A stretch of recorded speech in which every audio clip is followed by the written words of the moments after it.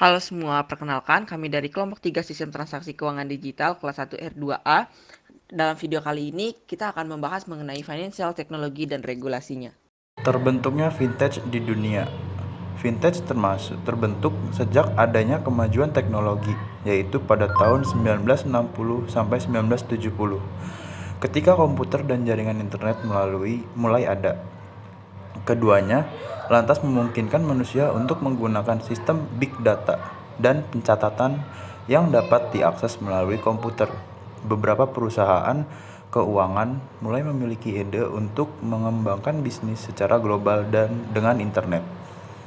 Pada tahun 1980, bank konvensional mulai memakai komputer untuk mengolah data, catatan, dan dokumen penting mulai bisa diakses secara online. Tahun 1982, sebuah perusahaan keuangan asal California mengembangkan vintage dan menerapkan layanan perbankan secara elektronik kepada para investor. Hingga pada tahun 1998, bank mulai memperkenalkan online banking kepada nasabahnya. Vintage pun mulai dikenalkan pula dengan segala kemudahannya. Awalnya, hanya beberapa perusahaan yang menerapkan. Namun, karena begitu banyak permintaan, bank-bank di seluruh dunia mulai menerapkannya. Kemajuan vintage yang terasa drastis terjadi pada tahun 1990-an. Kala itu, internet mulai merubah segalanya dan sektor keuangan terkena dampaknya.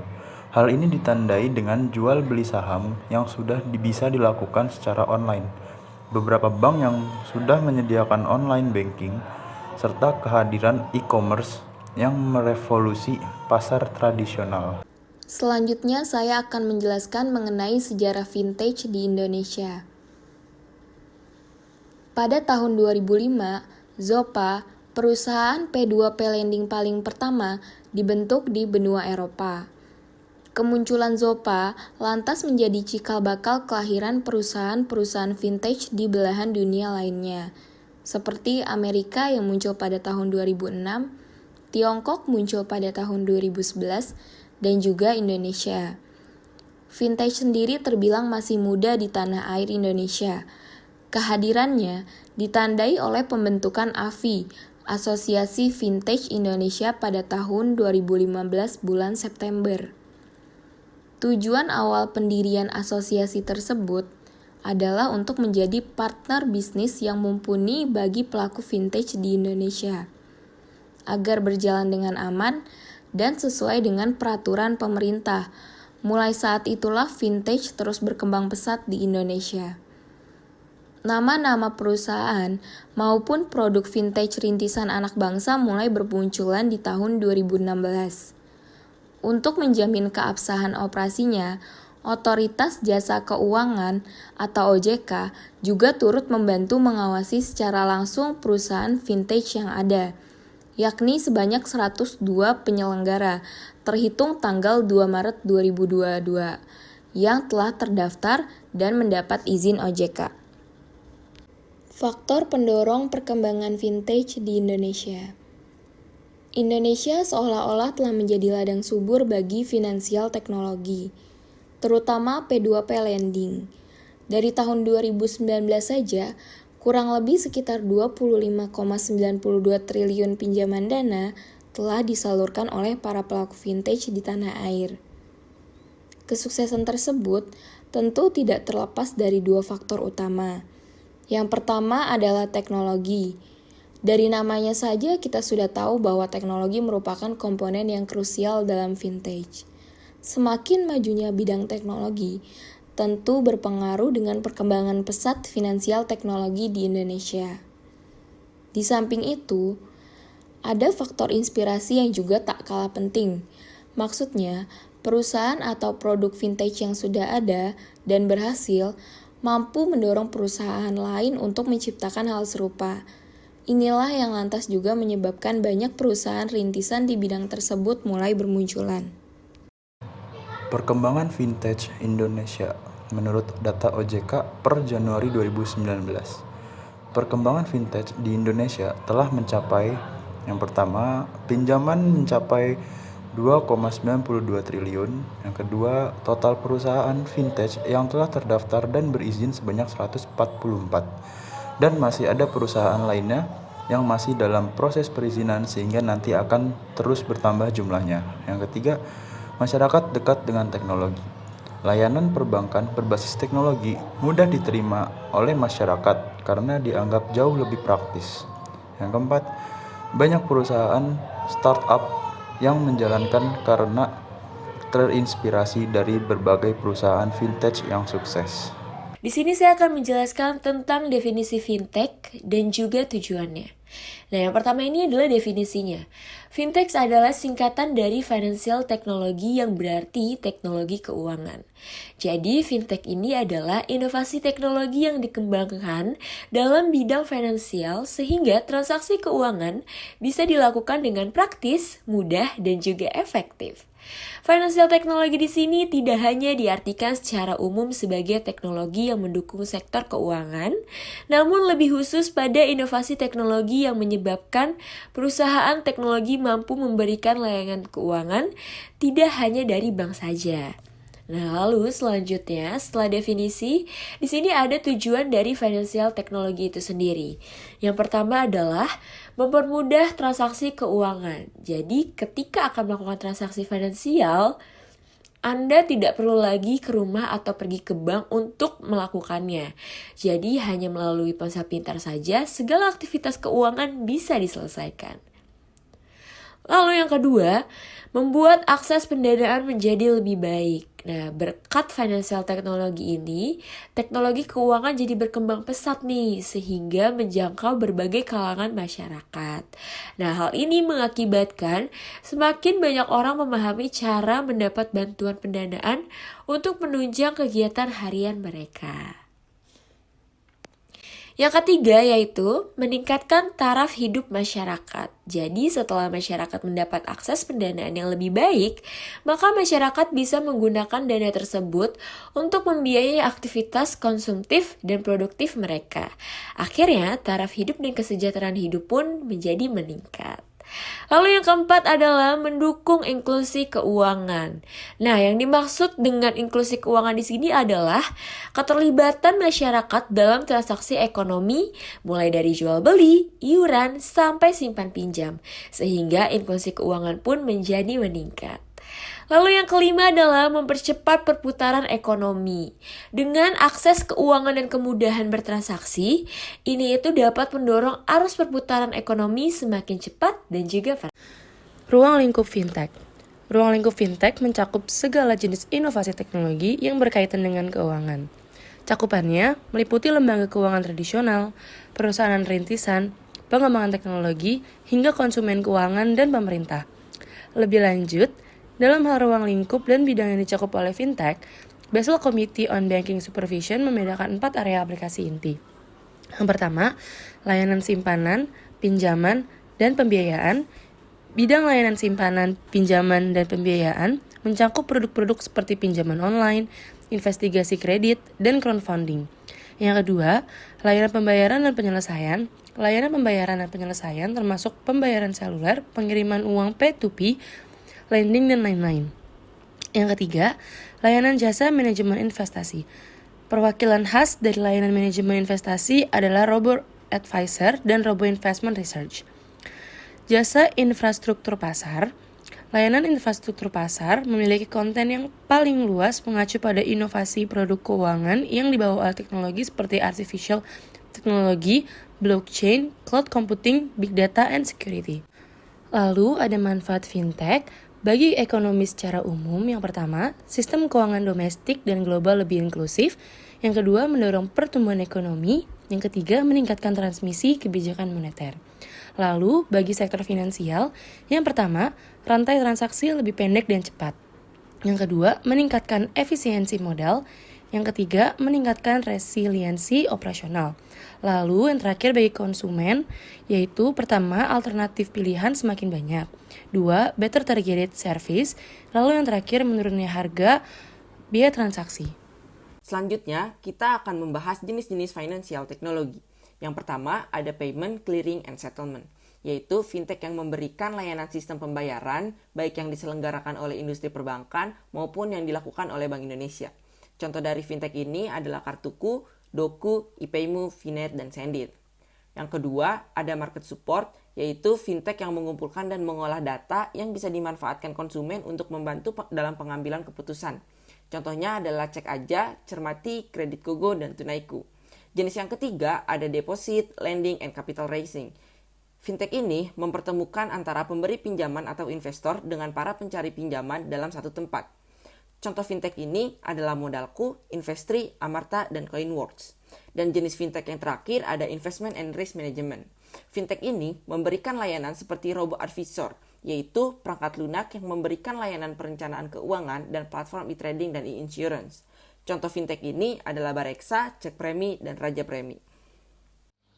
Kelebihan dan kelemahan fintech.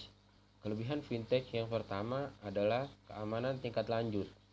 Yang kedua, pemrosesan dokumen lebih cepat. Yang ketiga, tingkat persetujuan lebih cepat. Yang keempat, lebih nyaman dan efisien.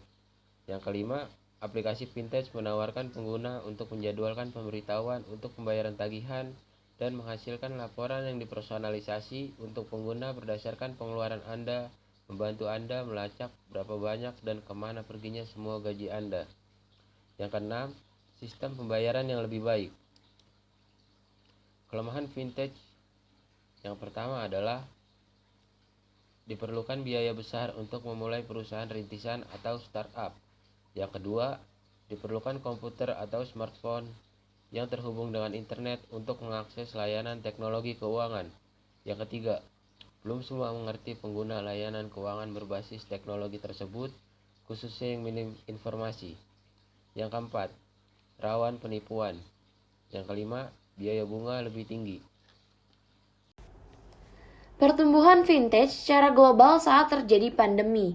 Studi penilaian cepat pasar fintech global COVID-19 menunjukkan 12 dari 13 sektor fintech tumbuh selama pandemi. Studi tersebut mengungkapkan bahwa industri fintech global terus tumbuh di tengah pandemi.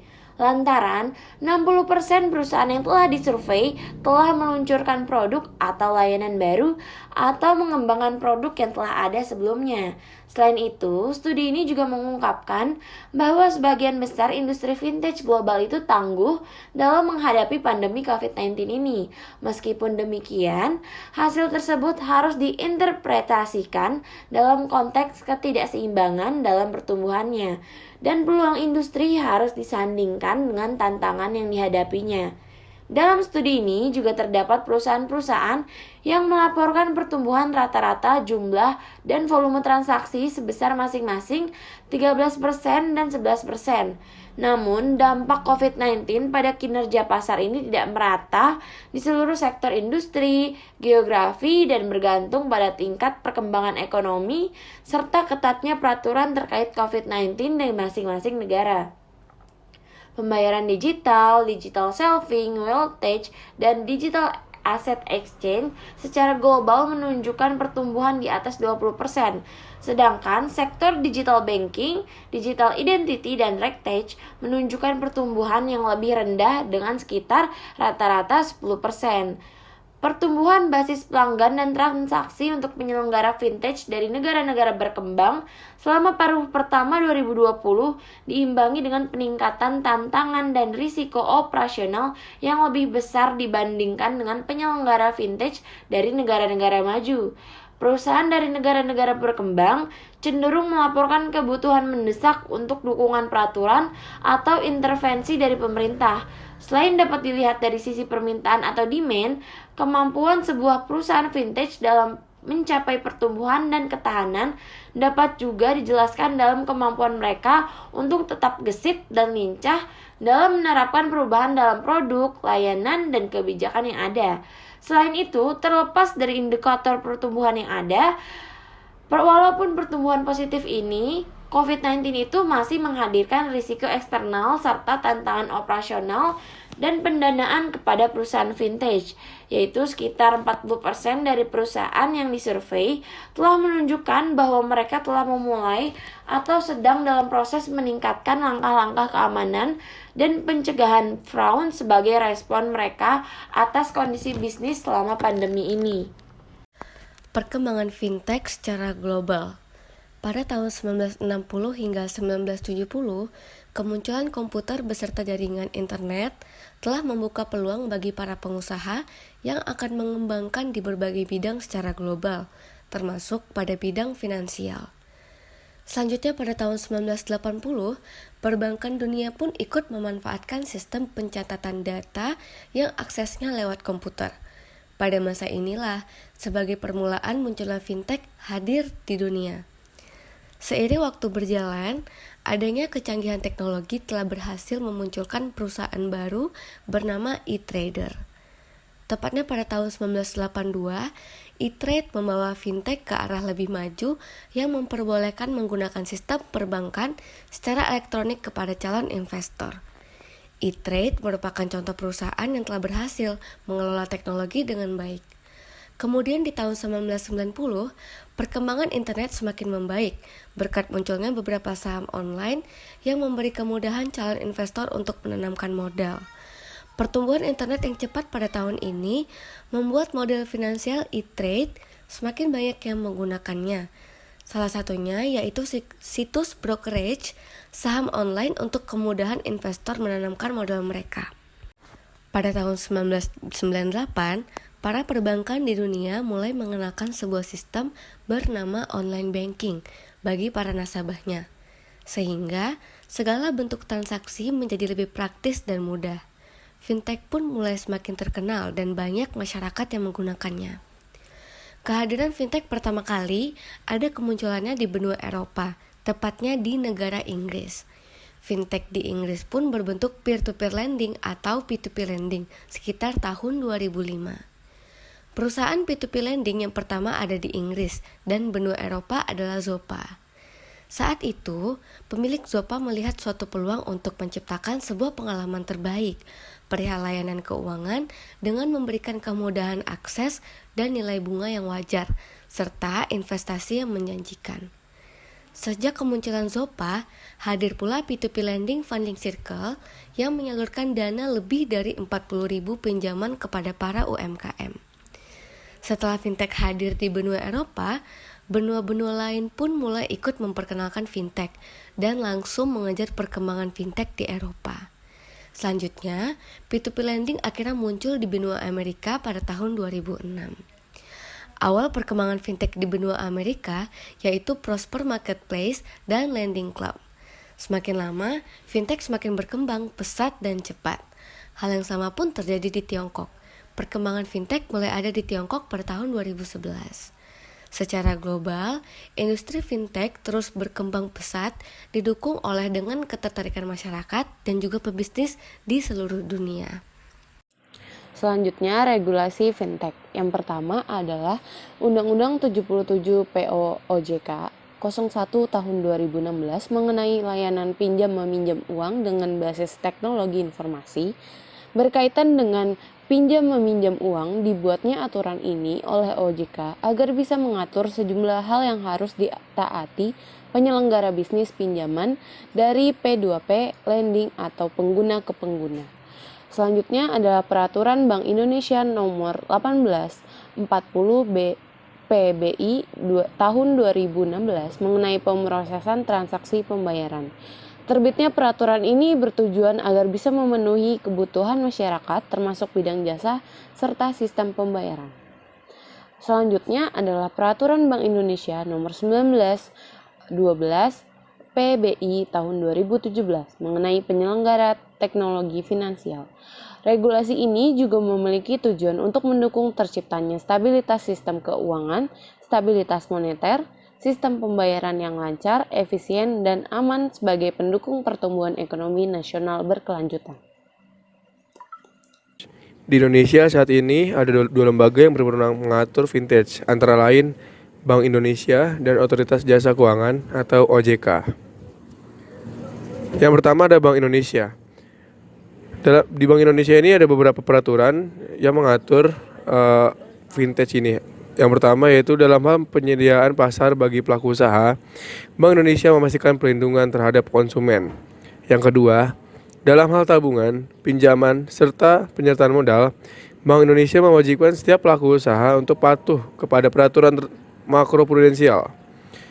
Pendalaman pengenalan pasar keuangan, sistem pembayaran sebagai pendukung operasi, dan keamanan cyber untuk menjaga data dan informasi konsumen.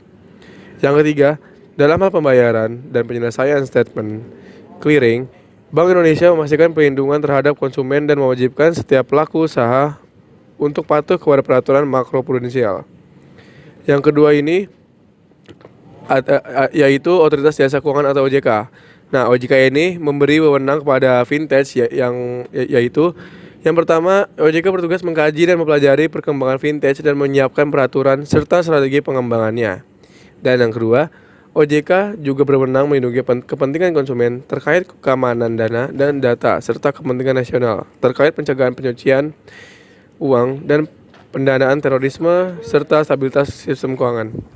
Terima kasih telah menonton video sampai akhir. Tetap ikuti akun ini karena akan ada video menarik lainnya. Sampai bertemu di video selanjutnya.